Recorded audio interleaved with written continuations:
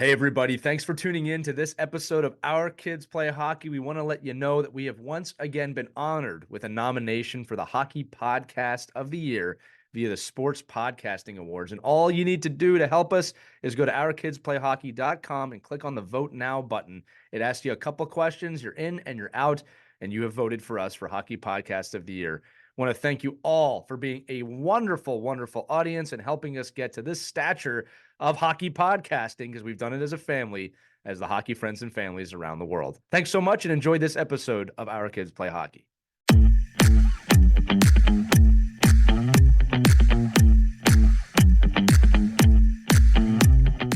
What's up, everybody? It's Lee. We got a great episode today. We have Captain America on today. The captain of Team USA's Paralympic team, Josh Pauls, joins us on this episode. This is a great episode if you want to learn how to deal with adversity, if you need an anchor in your life that's going to help you push through, or really just if you want to know what it takes to play hockey at one of the highest international, Olympic, and world championship levels possible. Josh has an amazing story, and we had a lot of great questions on this episode about his life, how he deals with adversity, and many other things that's going to be of value. But before we start, reminder for the last week this week, this podcast is brought to you by Hockey Wraparound. Check them out on hockeywraparound.com and use the code OKPH for 20% off your entire order. All right. Once again, they have the world's top blade stick protector. They also have the dry stick, which is really amazing. My son uses that to dry his equipment. Just go check it out. It'll be worth the 5 minutes. They're also available on Amazon. But if you want the discount of 20%, OKPH on hockeywraparound.com, hockeywraparound.com, hockeywraparound.com. With that said, enjoy the music and enjoy the show. It's Our Kids Play Hockey. Hello, hockey friends and families around the world, and welcome to another edition of Our Kids Play Hockey. I'm Lee Elias, and I'm joined as always by my good friends Christy Casciano-Burns and Mike Benelli, and we are privileged today to be joined by a three-time World Championship gold medalist, a three-time Olympic gold medalist in Pyeongchang, Sochi, and Vancouver, where he was the youngest member of the team at 16 years of age in the Paralympic Games. He is the captain of Team USA. Josh Pauls, welcome to Our Kids Play Hockey. Hey, thanks for having me. Glad to be joined this morning. No, it's great to have you here. I said it before when you were on the air before. It is so awesome to have the captain of Team USA here. I don't get to say that too often. It's going to be a great show. I love being able to do that. It makes me feel like a ring announcer. But let's jump right into it, Josh. We know this. You hail from the great state of New Jersey. Tell us about your journey into the game. I mean, it's nice to have the New York crew with me, so just don't hold me coming from New Jersey against me. But I'm from Pennsylvania, so you're surrounded, Josh. You got New York and Pennsylvania. You're like our little stepbrother. But we're gonna let it's your time today, so you're the star. I mean, I'm stuck on the peninsula, I guess, but I guess there's worse places to be stranded. So, but my hockey journey started really similar to a lot of people's. My parents kind of got me into it, but unlike a lot of hockey players, I was born and when I popped out, my legs were kind of funky. They were kind of bowed in. So they kind of put some casts on. They took some x-rays and they realized that I was missing something pretty important. I was missing my tibia bone, which is the bigger bone in your shin. So I wasn't able to walk. My mom said that, when I was a kid, I used to kind of just throw my legs behind me and crawl around. And so at 10 months old, they had to make the decision to have my legs amputated. Ended up wearing prosthetics, started walking at a year old, and then ended up finding hockey in Woodbridge, New Jersey with the Woodbridge Warriors program when I was 10 years old. That's kind of when I started playing hockey. And it was just something that, my family had been big into. My parents were both big Devils fans. I started out as a Rangers fan, and then I jumped across the Hudson River. I'm not going to talk too much about that unless you want to bring it up. But yeah, I mean, it's been a wild journey, and hockey's really given me a lot, but I'm excited to see where else it'll take me. Well, listen, I'll bring it up. You were born in the early 90s. It was a good time to jump the ship to become a Devils fan. Rangers fans will say we had 94, but the Devils pretty much had the late 90s into the 2000s. So you might have made a good decision there, depending on who you talk to. But fandom is one of the best parts of the show. Now, listen, one thing I want to jump into is we've said this multiple times. You're the captain of Team USA. And as you know, our audience is a lot of parents, a lot of coaches, and, we're really trying to influence the next generation. So being a captain comes with a lot of responsibility. It comes with a lot of leadership qualities that are needed. Generally, what is it like to be captain of Team USA and to represent our country? I mean, first of all, it's an honor. I mean, to really be able to wear that C on your jersey and to carry it for as long as I have so far. I mean, it's an unbelievable feeling. And, when I first heard my name being announced, like, just a really special moment because there are so many other people that kind of contributed to it. The captains that came before me, coaches, Dan Brennan, our general manager, like a lot of people help you along the way. Frankly, it's pretty easy. We have a pretty awesome team that doesn't really require a ton of stuff. Like sometimes I'm making executive decisions on, hey, maybe we can push a bus back or change the schedule around a little bit. But really, it's just making sure that everybody's kind of pulling in the right direction because, on our national team, we're really similar to our USA Hockey women's program where we kind of train individually and then we get together for camps and meet for a couple days at a time every month. And then we end up accumulating in a world championship or Paralympic games. And so it's a lot of making sure that I have to understand that I'm always being evaluated, whether I know it or not. People are always looking up to me, and I want to make sure that I'm giving them something to look up to every chance I get, because you never know when you're being watched, so you have to act as if you're always being evaluated. It's a phenomenal That's point. a lot of pressure. Yeah. Well, we've said on the show before that we've had a whole show about captaincy, and you totally emulate and personify everything that we spoke about, which was that, if you need the C on your jersey, you're probably not ready to be a captain. You know what I mean? And the truth is, like you said, it is an honor to have that letter. You said that you were chosen, right? And again, I think that it speaks to you from a leadership standpoint. You didn't need that to be a captain, but it's an honor at the same time to have it. So again, tell us a little bit about, how you got into sled hockey and the teams you played for leading up to Team USA, because I think that's part of the story that the listening audience would just love to hear. For sure. I mean, so I first saw my first sled hockey game at 8 years old. A team from South Jersey came up to Bridgewater, New Jersey. I got to watch a game. I got to try a sled and just was too far. My parents couldn't make the commitment to drive me down. And so a team opened up in Woodbridge, New Jersey, 15, 20 minutes from my house. And so they said, hey, why don't you give it a try? And I was about 10 years old. I really wanted to be a goalie. I'm really glad I didn't and was pushed the other way. A lot of parents agree with you on that one. Oh yeah. But the thing is, goalies are still one of my favorite positions to watch. The pads and all the designs they have. I guess I'm just a creative kind of guy like that. But I started playing for the Woodbridge Warriors team. We ended up being taken over by the New York Rangers sled hockey program, so we represented the Rangers there. And then I started playing with their adult team, and so I was kind of bouncing back and forth between New Jersey and New York, playing games and playing with an adult team at 13, 14 years old. And I made the junior national team, I think, in my 8th grade year.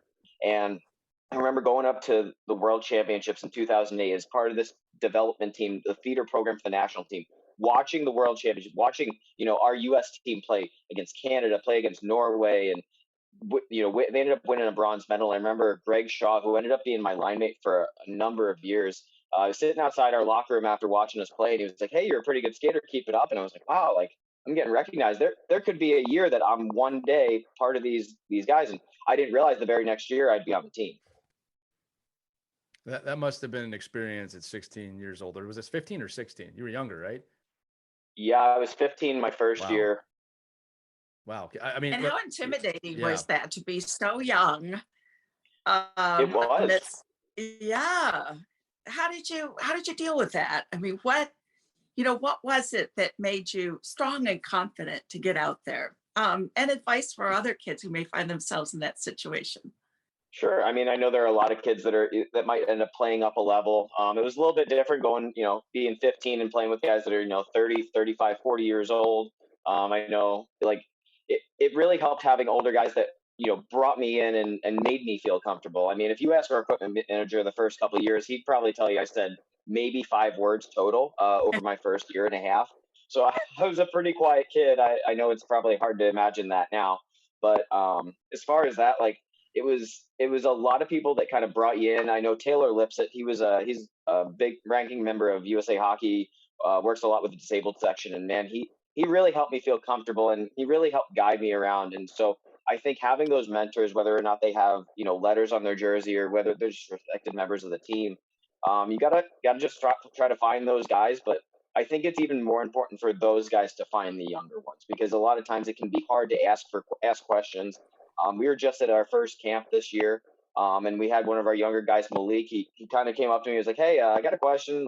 Can I get some skate blades? Mine are kind of beat up." And I'm like, to be honest, I've never needed skate blades before, but let's go find out and figure it out. So I know it can sometimes be hard to ask those questions. So I think it really starts with the top to to trickle it down and say, hey, like we got to take these guys under our wing and make sure they know they have everything they need to be successful. Right. And, it's a good part of leadership lessons here for the people listening is that it doesn't even matter the age. Like I said, whether it's an 18U team or down, if you're the leader, if you're an older, player on the team, or your son or a daughter is an older player on the team, these are good lessons to teach them. Like, look, you have to bring in these younger kids and make sure that they feel like they're part of the team. I remember being the youngest moving up levels, and it's intimidating, as you said. And if you're a great team, and again, it's going to be competitive. Don't get me wrong. That's one of the gifts, I guess, at the end of the day. You probably realize that more as you get older. But the idea is that you have to escort the younger players to be part of the team and incorporate them into that team bond. Now, building on that again, I want to stay on this being a really young player for a minute, because I think there's a lot of advice we could give there. Now, you've been dealing with adversity since literally the moment you were born. All right. Can you tell us, or tell the audience, I should say, how that adversity, and I'm not just talking about your legs, right? You being the youngest on the team and finding ways to play when there's not many ways to play. How did you overcome that? What are maybe some of the tips you can tell the audience of how to kind of have that fortitude and perseverance in the face of adversity? Yeah. To be honest, I think adversity has made me who I am. And I think it's something that most people look at it as a negative, but you really need to look at it as a positive, because it's a way that's going to get you out of your comfort zone. It's going to push you to new heights. And so, it can be really tough being a younger guy on a team, or even just a new player on a team. It's like, switching schools when you're a kid, you don't know anybody, you're still trying to find your way. And so it's tough, but you just got to make sure that you love the process. Like, I'm big on goal setting. And so I had smaller goals. Hey, my first smaller goal was to make sure I could shoot a puck and not have it wobble like a wounded duck.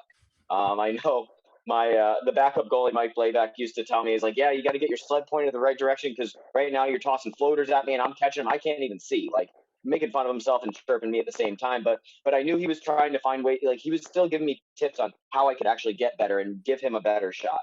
And so it's setting short-term goals, but also setting long-term goals. But at the same time, you have to love the process. You can't be in love with the end result. The end result is going to happen as long as you love the process. Right. So while I may not have been at the top level, I was, to be honest, in my first year in the 08-09 season, I was a fourth line player on a 3-line team. That's just kind of how it ended up shaking out. And so for me, it was finding ways to get better and to stay in the lineup. I know my first 2 years, I don't know, probably actually my first 5 years on the national team, every game I'd say, hey, this is going to be the game where I really break out. This is going to be the one time this is how I'm going to cement myself on this team for the future. It didn't happen for the first 5 or 6 years, but I finally got to a point where I said, hey, I'm here. Like, this is where I'm at, and I'm only going to get better. And it just took a lot of positive self-talk, because I think a lot of times people can be negative to themselves. And so I know, like, journaling is a good practice, but you really just got to make sure that you're talking to yourself like you want to talk to your best friend. If you're not letting your friends talk negative about, like, to you directly to your face, then you shouldn't do that to yourself. You got to have that positive self-talk. You got to pump yourself up.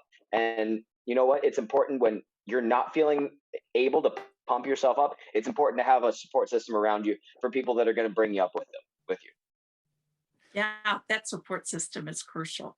So as you look at kids who, you see yourself in these kids, what do you tell them, especially when they're scared? It's something new, it's challenging. What do you say to them to encourage them to go ahead and just give it a try? So I actually stole this from Connor Carrick's podcast. I know his is one I really listen to a lot, and I'd recommend for any young hockey players. But he talks about it all the time. He's bounced up between the NHL and AHL, and he said, no one can tell you belong in the NHL. You have to believe it first before anybody else is going to believe it. And so for me, you need to know that you belong at whatever level you're at. I don't care if it's squirts, mites, youth, U18, if it's juniors. If you don't believe that you can make that team, if you can contribute, you're never going to contribute on it, right? No one can tell you, no one can give you that confidence. You need to have it yourself. One of the things we talk about on the show is present moment awareness and, focusing on what you can control. And, sometimes on some shows we talk about those voices in your head, that internal dialogue and how they can motivate you to do amazing things or keep you from doing amazing things. And it's so important to realize that those voices really aren't you, right? They're preconditioned thinking. They're things that were put in your head. One of the things, Josh, you talked about that I wanted to bring up again is just from a team environment and a belief environment. I remember, we've all been through tough times here as a world here for the last 2 years. And there's been a lot of fear. And it's funny because I'm really proud of the team that I work with here and teams that I coach. And I always tell my teams, do you believe together that we can face adversity and conquer it no matter what it is? And they say yes. And I say to them, then you got to believe in that, right? Come what may, you got to believe in that. And I think sometimes, especially, this is a hockey thing, but it goes beyond hockey. We don't live in the moment with that enough. Yeah, yes, we're going to have bad games. We're going to have bad seasons potentially. We're going to have bad breaks. But do you believe in the team enough that we can conquer those things? And what made me think of that, man, was what you said about 5 years. You waited 5 years. You told yourself this is going to be my breakout game. Now it's a little more of a personal individual thing, but I love that because the belief was there. You had the internal dialogue, you had the belief, and probably the belief in your team that I will get there and it will happen. And you made it happen, right? Our producer, Caitlin, is always saying thoughts become things. I actually really love that she says that. To quote her, you quoted a podcast, I'll quote our producer, thoughts become things. And, the truth is this, and I want to get your take on this. All right. If you are willing to put in the time and the effort, right, good things will happen, right? I'm not saying you're going to get to the end goal that you want all the time, but good things will happen if you put in the time and effort. And you'll be surprised. This is really to the kids listening. You'll be surprised sometimes the outcomes, because the truth is this: while we're all aspiring to play hockey, or most kids aspire to play in the NHL, the truth is this: you should aspire to that, but also know, parents, coaches, that the lessons you're learning along the way are crucial to being a good citizen, a good person, a good teammate, a good person in society, right? Again, I just spewed a lot there, but as the leader, as a teammate, as someone who's been through that journey, I just wanted to get your thoughts on that process as a whole. I mean, that's exactly it. It's a process. There's no quick fix. There's no, if I do this one thing, it's going to help me excel at everything right now, right? There's no, anybody that tells you, this is the new fad diet, it's going to help you lose all this and do all this and all the different things. Like, consistency is the one thing that I've found that is going to make you 10 times better than where you were, right? If you can consistently do something day in and day out, you will see those results. And it's like I said earlier, you got to be in love with the process, not the end result, because the end result is going to be a byproduct of the process. Right. And so you have to make sure you're day in, day out, you're doing the things that are going to contribute positively towards what you're doing. Now, I'm not saying you have to be on the ice or in the gym every single day, because, we can do active recovery things. There's good days to take extra rest, take a nap, get some more recovery in. So it's not necessarily just go, go, go, go, go, but it's working about it in a smart way. And it's understanding, like you said, that not everyone's going to make the NHL. It's 0.01%. I don't want to discourage anybody from getting there, but you have to realize that, hockey and, sports in general are going, like you said, are going to teach a lot of lessons and going to help players be contributing members to society. But it's understanding that it's a game that can be with you for the rest of your life if you want it to be. Totally. And it's up to us to make sure that it's a game worth being. You're bringing up something, a great quote. Elon Musk, who is a business person I kind of look up to, I guess. He said this great quote. He goes, I want you to think of your 10-year goal and try and accomplish it in 6 months. And then he follows that up with, you're probably going to fail, but you'll be a lot further ahead than you would be if you didn't look at it that way. And it's that lack of fear of failure that he's talking about, of you have to try for it. So to your point about the 0.01 or whatever, 0.001% of people making the NHL, right? It's the pursuit of the dream that is actually the value, right? Because it makes you understand, hey, I can pursue something. I'm not afraid to fail. And if I don't get what I want, I'll have learned something along the way. We don't tell kids that enough. All right. And again, parents, yeah, we've said this on the show 100 times, Josh, just so you know, is you do not have to support their dream, but you have to support their right to have a dream, right? There's a big difference between those two things. Don't stifle a kid's ability to dream. That's one of the things that honestly is unique about our country and some other countries in the world, but that's how greatness happens. So speaking of consistency, Josh, I was told by our producer, you have a very unique pregame ritual. I was told to ask about it, and I was told that you would tell us. Yeah. Well, unfortunately, it is now a former pregame ritual. Oh. Just because, Ah, but I will tell you, I did use this pretty much most of my first 10, 11 years on the national team. So my first year I made it, and we kind of brought it in after a team warm up, and the trainer put his hand on my head and he goes, "Oh, it feels kind of like a potato." And so we had a gift exchange around the holidays, my second year, and I got a Mr. Potato Head figure. And so I was like, well, what am I going to do with this? I'm not just going to throw it away. So I ended up keeping it in my hockey bag, and I started turning the Mr. Potato Head and facing him towards the opponent's locker room to kind of stare him down, get it really intimidating. Like, just from my locker room, it's not like they saw it or who's going to be intimidated by Potato, right? So that was kind of my thing. Now, unfortunately, Mr. Potato Head took some beatings.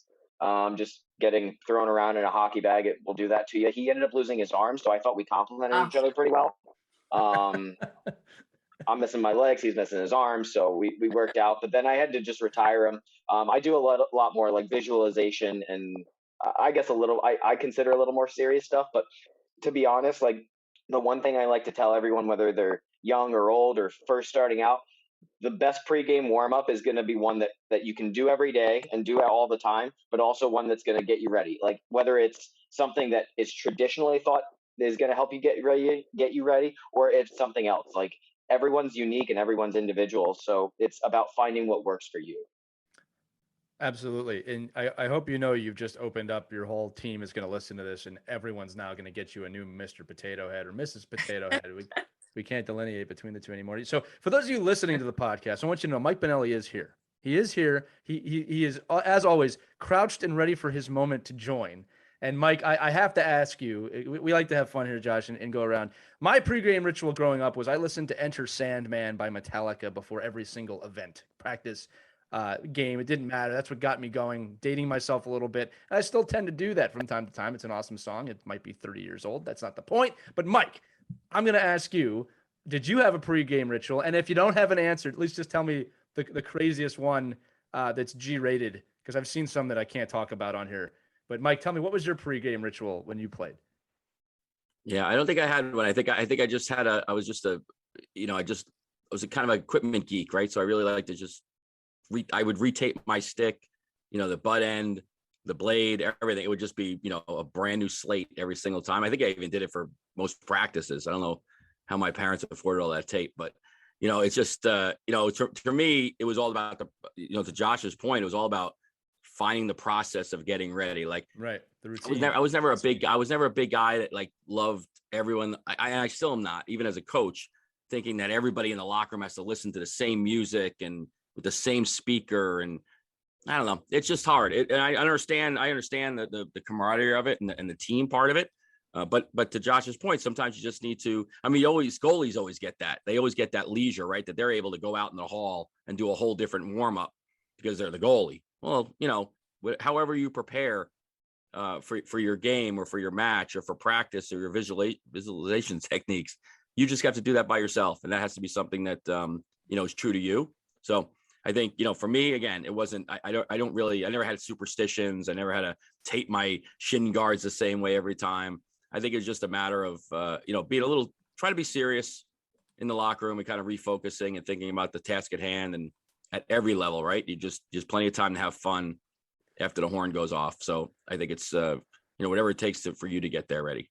I'm sure, Lee, I guarantee you had some kind of superstitions. You had to have. So, well, I want to first thank you, Mike, for that incredibly boring and standard answer. I'll take it. No, what do you want me to do? What do you want me to do? What do you want me to do? Listen, he's being honest. He is being honest. Oh, come on. You guys are jumping on me now. Listen, routine is important. And I've known many players that have, very precise with their equipment. Like Sidney Crosby's always saying, I have my routine, and all of his trainers always saying he's got superstitions. He just doesn't say anything about them. But no, yeah, look, mine was always musically based. I never personally cared about like what side my skate went on first or anything like that. In fact, I don't even know what I do. I probably do it by routine, but I don't know. But yeah, no, I used to listen to music. I used to kind of get myself to a certain point. I knew a goalie one time, Josh, you'll find this funny, that this is the weirdest one I've ever said, but he would spit on his blocker pad after every save. And it was really disgusting. I'm not going to lie to you, but if you got 5 shots in a sequence, as soon as the puck was out of the zone, you could look at it, it'd spit on his blocker 5 times. Oh, The funny thing is that he wasn't that great. So I don't know why. To be honest, he wasn't that amazing. So I don't know why a lot he of did spitting. Yeah, it's just one of those things. Like, I'm not sure it mattered, but he did that. So, Christy, I want to give you a chance too. I mean, I don't know if you have a superstition before you go on the air, or if you can't, let's default to your kids. Did they have any superstitions or sequences? Oh, I'm sure they did. I think Sophia had a little ritual with her friends. They would do a certain kind of, made up handshake or whatever. And I'm sure Joey did with his buddies.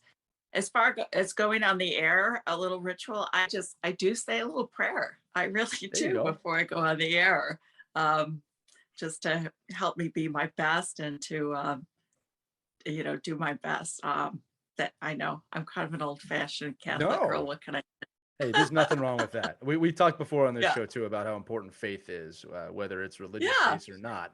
Faith is very important. All right, that's been your friendly superstition intermission. We're going to go back to Josh now. Josh, thanks for sitting through that. So, Josh, you talked a little bit before about, the game can take you places, right, beyond just being on the ice. So I know you studied sports management in Lindenwood. I've read that you want to coach one day at the international level. How did school help you with that? How important is it to you to have goals beyond the game? And how do you think, kids should approach that and parents should approach that? Because like I said, when you're playing, there's really one focus, right? And we always tell parents, tell your kids to have a backup plan. It's not a backup plan to the parent, but have a backup plan when you're playing. So tell us a little bit about your schooling and your aspirations for afterwards and how those two correlate. Sure. I mean, so just kind of before I get into the meat of that, I think one thing that I think my parents always did growing up was understanding, for me specifically, the NHL was never a goal. Professional hockey was just not something that is attainable for me as a player. And so they really made sure that they were the ones that were saying, hey, make sure you have a good schooling, or make sure you know what you want to do, or find something that you want to do. Right. Because it's so hard to choose when you're 18 years old or even younger, figuring out what you want to do. I have a degree in sport management from Lindenwood University. I also have my MBA from Keller Graduate School of Management. I'm currently using neither of those as a motivational speaker. I mean, I guess a little bit of my MBA, but that's the thing. Like, you never really know where it's going to take you. And so, I've coached a little bit. I think I'm a level 4 coach with USA Hockey. I coach our local team here in St. Louis as well. So I'm actively coaching there, and I'm sure there's going to be a way that I'll get involved on the sled side once I'm done playing. Able body's fun. It's more, it's a little bit more challenging though for me, but I think it's been kind of a fun challenge when I have been able to coach, just trying to translate sled to stand up and stand up to sled, and kind of how all those different things work together. But, my parents were never ones that pushed me to go do anything in hockey. I know my dad sat me down even after I made the national team, and he said, Josh, if you want me to get you extra ice and want me to find a rink that you can skate at, I'll do it. But I need you to tell me you want to do it. I'm not going to force you to go skate any more than you want to. And so I said, okay, well, yeah, I want to skate 2-3 times a week if I can. Like, I want to do it. And, my parents both really made sure that I had a solid foundation, because, I mean, hockey still doesn't pay the bills totally for me. I'd love to say it did, but it's something that, we've gotten to the point of great equality for Olympians and Paralympians. And it's something that I'm really excited that we're working towards. But motivational speaking is my job, really. And so going around and being able to talk with people and help them unlock their potential is something that I really love to do. And it's something that, I get to see the light bulb go off. So, like, as coaches, I'm sure you get that when a player finally figures it out and they finally get it together, and you're like, oh yeah, like I've been telling you this for 6 months before, and now you're finally putting it together. But I think one thing that, parents, coaches, players need to understand is the average person needs to hear a piece of information 10 times before they actually comprehend it. And so I'm a visual learner, but if I hear it a couple times, usually it's kind of implanted. So you can't get too frustrated just trying to, figure it out the very first time. Not everyone's built like that. So it's finding ways to make sure that you're always prepared and you have an idea of what you want to do, because you can always find your passion, and then you can find a job now with it. Because with the technology available nowadays, a traditional 9-to-5 job, it shouldn't just be the goal anymore. There are so many other ways to go about it if you're creative enough and if you can find those opportunities. I think that's great advice. And I think the key here is this, because, look, the conversation with schooling now, especially with college, is starting to change a little bit, right? I still think college is very important, but I always say if you kind of know what you want to do. So I think the key, especially for parents, is not about, hey, you got to go to college. All right. I don't think that's the right message so much anymore. I think the right message is you have to find something you're passionate about and pursue it. And if hockey is that thing, what else can you do in the game, or what else can the game bring you to do?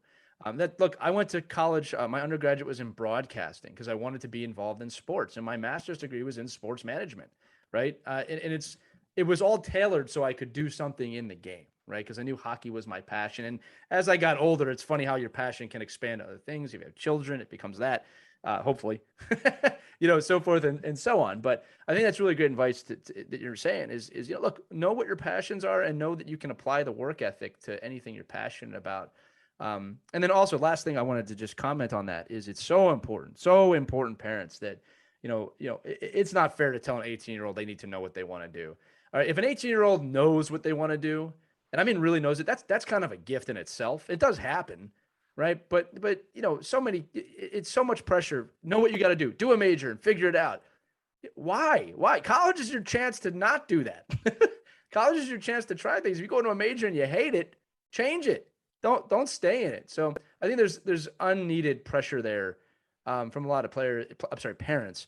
But I love your advice, Josh, which is, look, find your passion and pursue it. Doesn't matter really what it is. That's what you want to do, right? You don't want to do something you hate. So, and Lita, to really reinforce that one point, it's the difference between a guy like Connor McDavid. There are some generational people that are going to make the NHL at 18 years old, right? There are some 18-year-olds that know exactly what they want to do right away, but they aren't the rule. They're the exception to the rule. And I think we need to do a better job as a society of understanding that. Totally. I totally agree with that. And I think that plays even to the larger conversation surrounding mental fitness and mental health, which is changing slowly, but we're still nowhere near where we need to be about this kind of grind and die mentality and don't talk about where you're going, right? Look, we should be able to have those conversations. You should pursue what you love. You should not feel that pressure. So great. Christy, sorry, did you have something you want to say? I saw you're looking up there. I just said, love what you do. You'll never work a day in your life. True. Christy's always smiling, friends. She's always, every time I see her, she's smiling. And Mike is too, especially when I say hi to him. There he is, Mike. He's still here. So it's Pick on Mike podcast day. Yeah, no, you go ahead, Christy. Oh, I just was wondering if we could just kind of talk about favorite moments on the ice. Yeah. What were some of those magical moments, if you could relive them for us?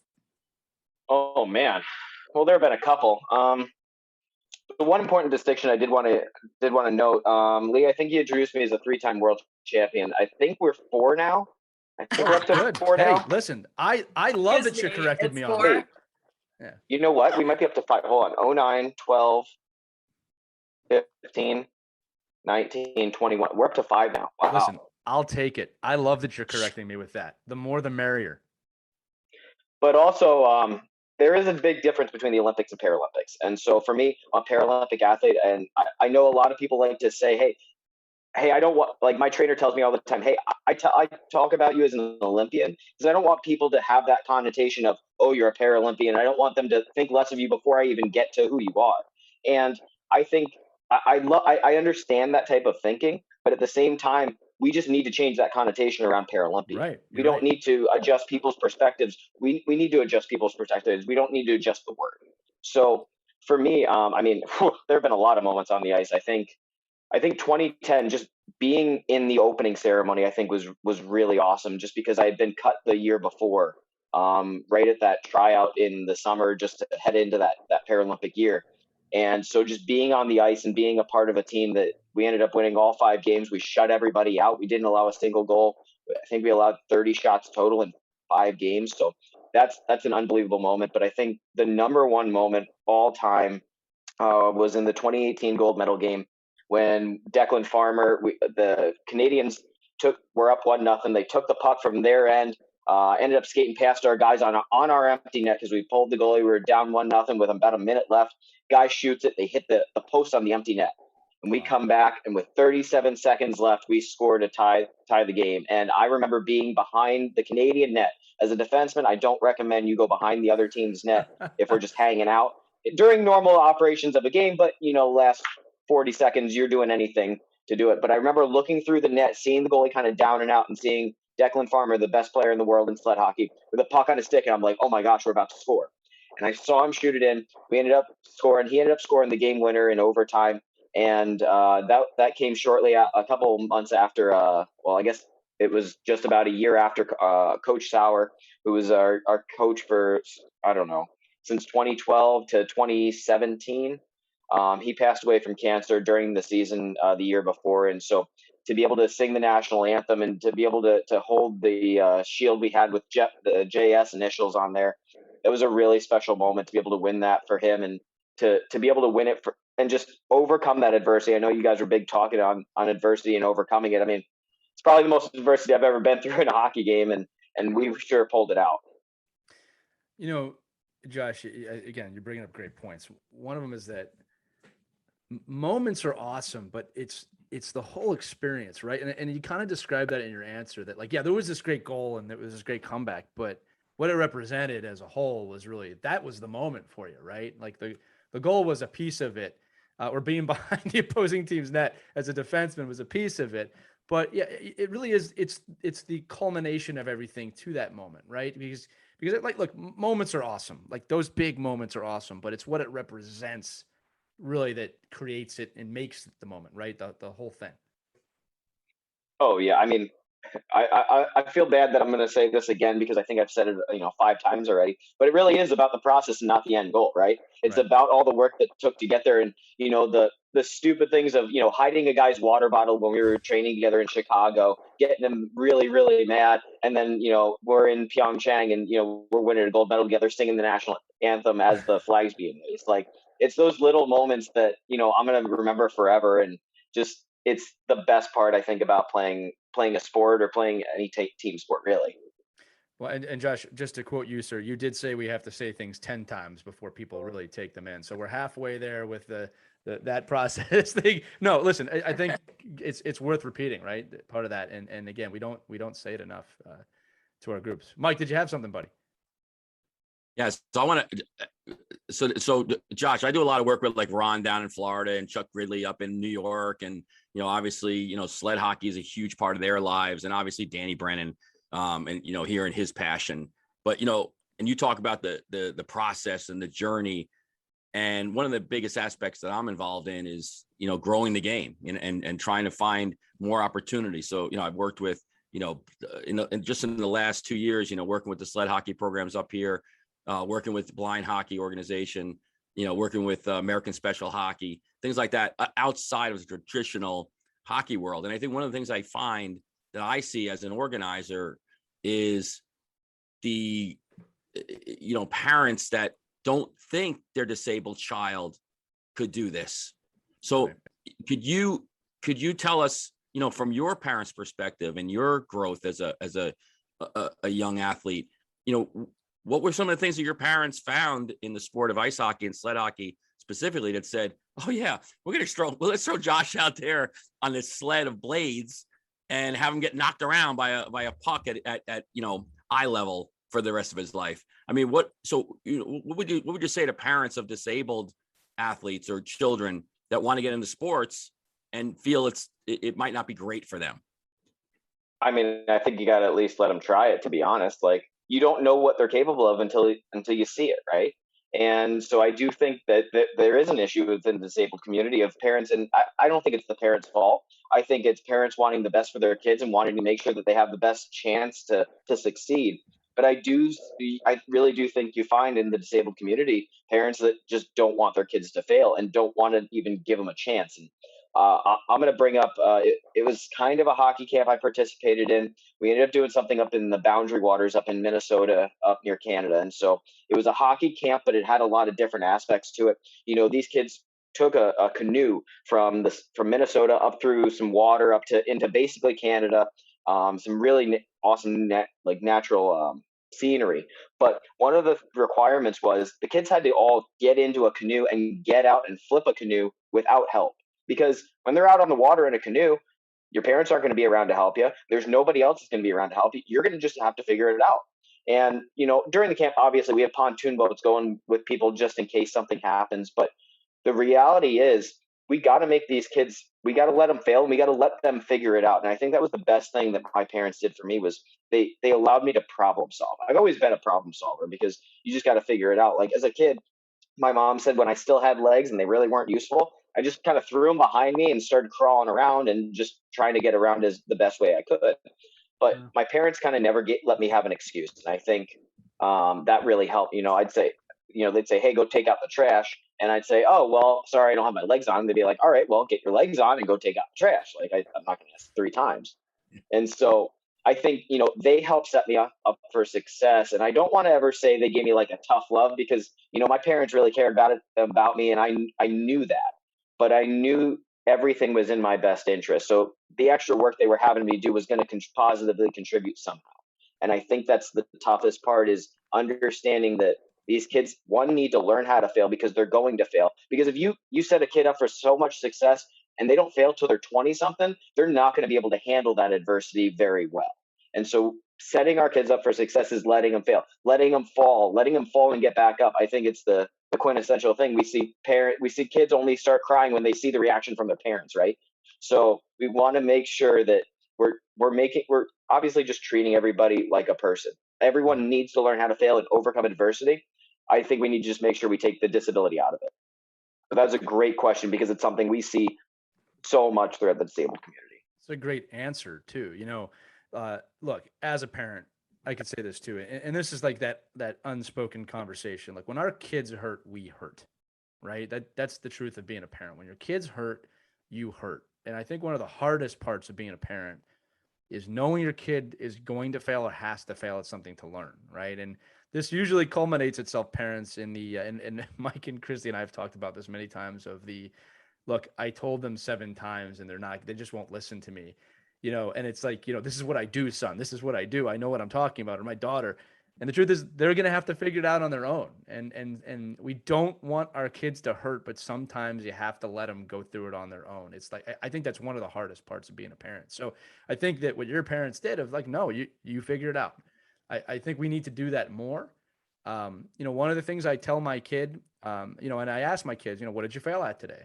Like, I want to know, I want to kind of normalize that kind of conversation in my house.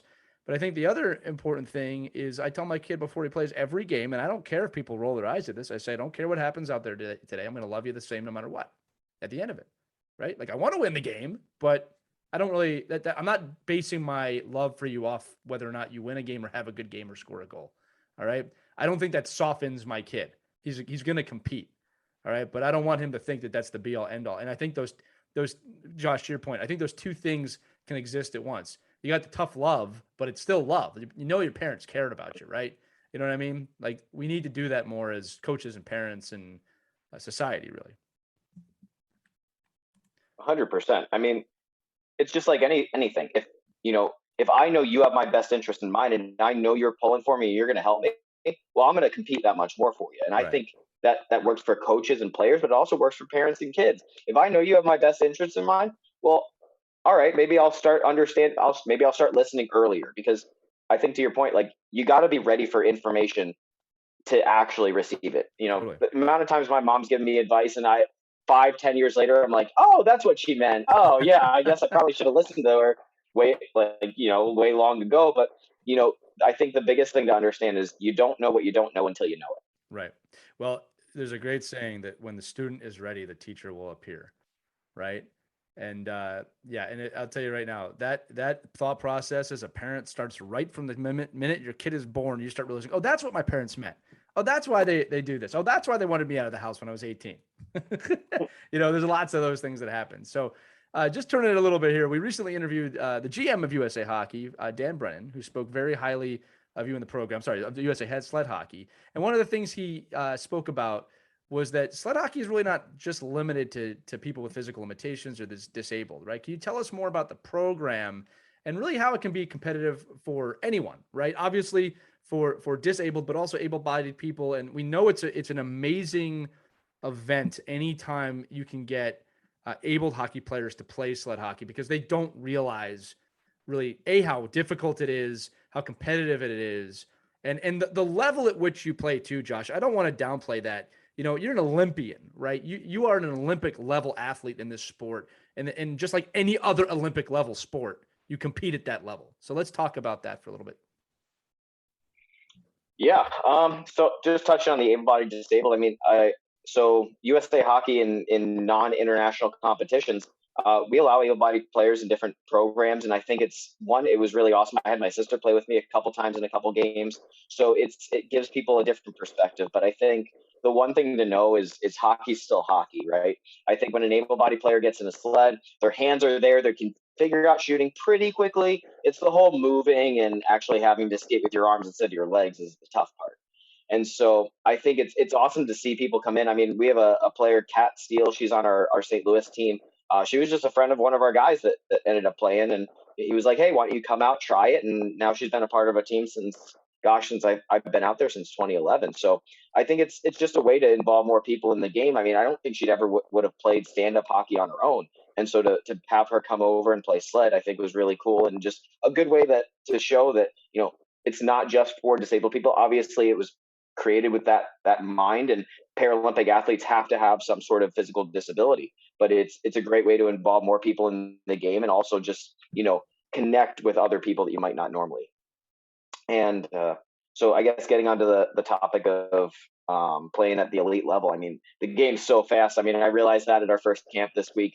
The speed is just so much quicker, and it's always getting faster. And, you know, I think when I first started, we started going with players that, you know, would take their right stick and they'd cross it over their left side of their body to handle the puck, where now guys are pretty equally proficient with both hands. So that opens up a whole new can of worms for goalies having to adjust to someone that can shoot from either left side or completely change the angle with, you know, 2-3 feet change and then getting a better shot. So I mean, the game's always progressing. It's getting faster and more competitive. I mean, the hits are harder.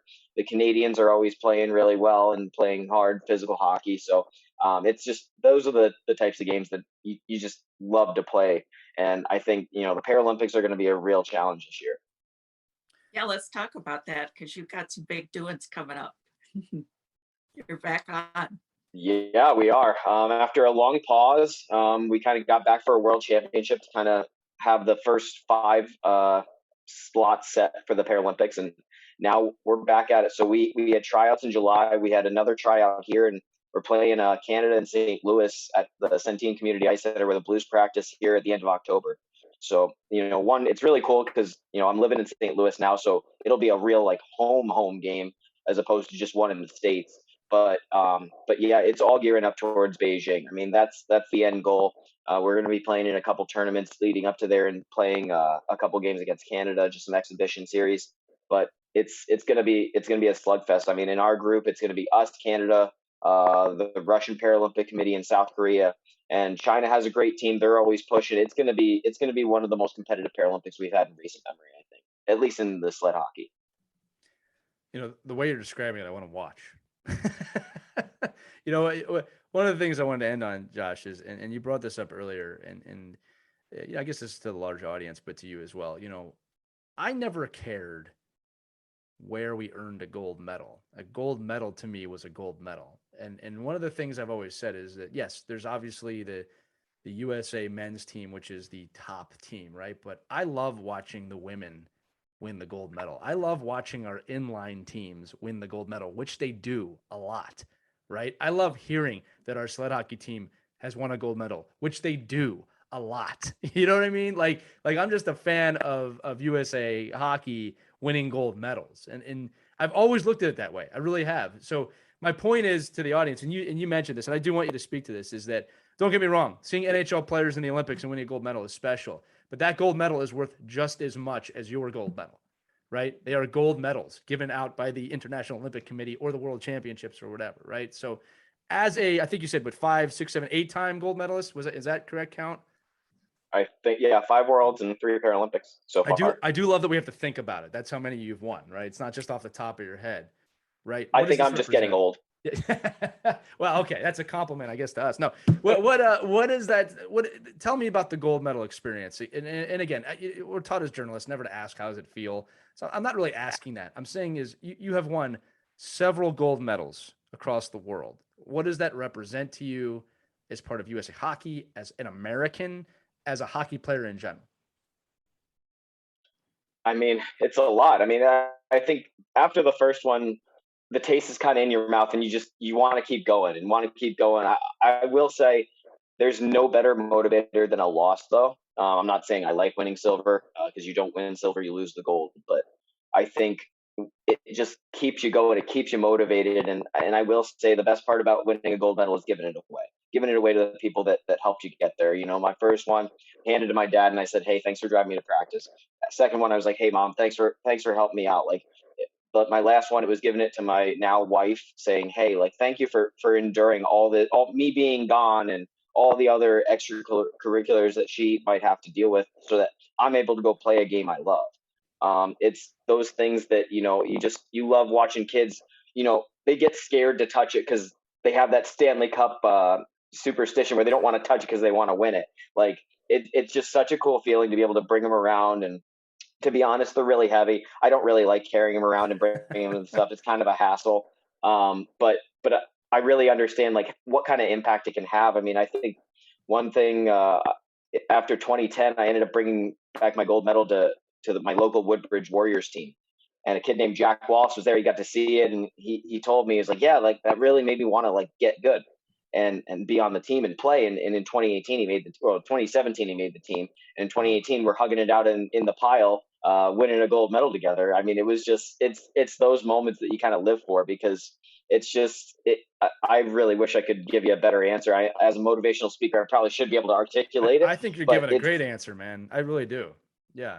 But it's those moments that you live for. It's those are way more important than the gold medal. Those are reasons. Those are things I think of whenever I touch it. I don't think of, oh, I scored this many goals this tournament or this many. Right. Probably because I'm not a goal scorer in Paralympics, at least.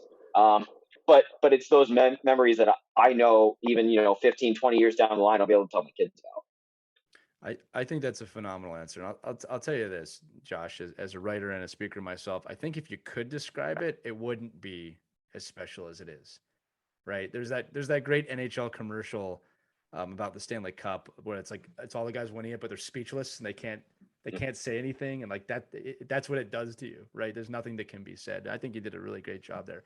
Well, as we said, Beijing's on the horizon. You got to keep winning. Tom Brady's coming after you, man. He doesn't have as many gold medals or championships as you.